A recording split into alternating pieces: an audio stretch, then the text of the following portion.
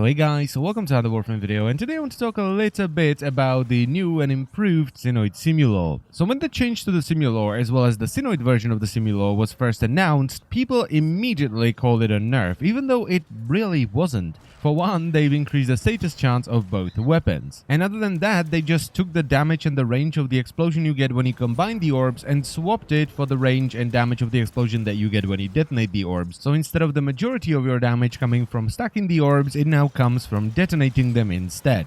That's it.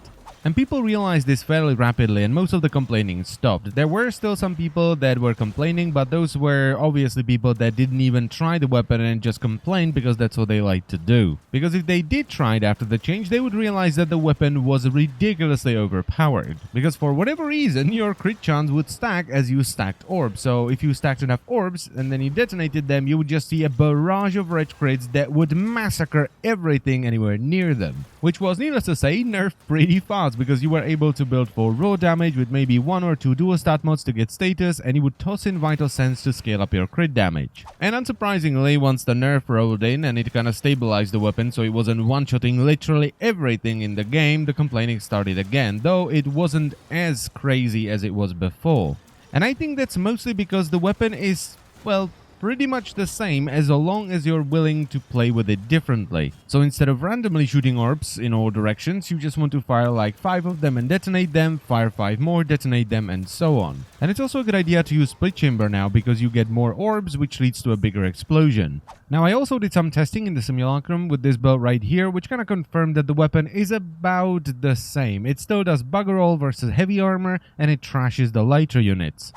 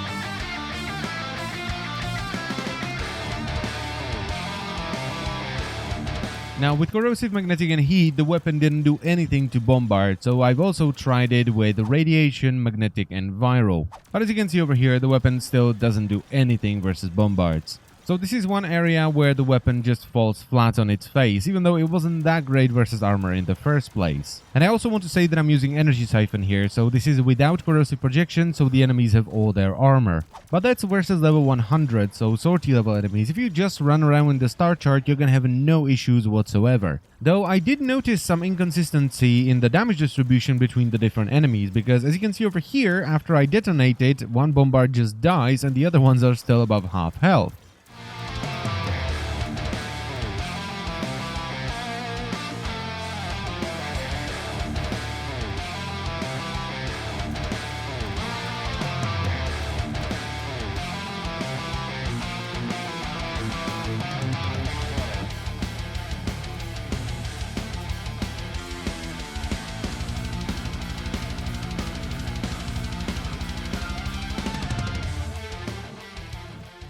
So yeah, as I've said already, this weapon is still really good as long as you're willing to change the way you play with it.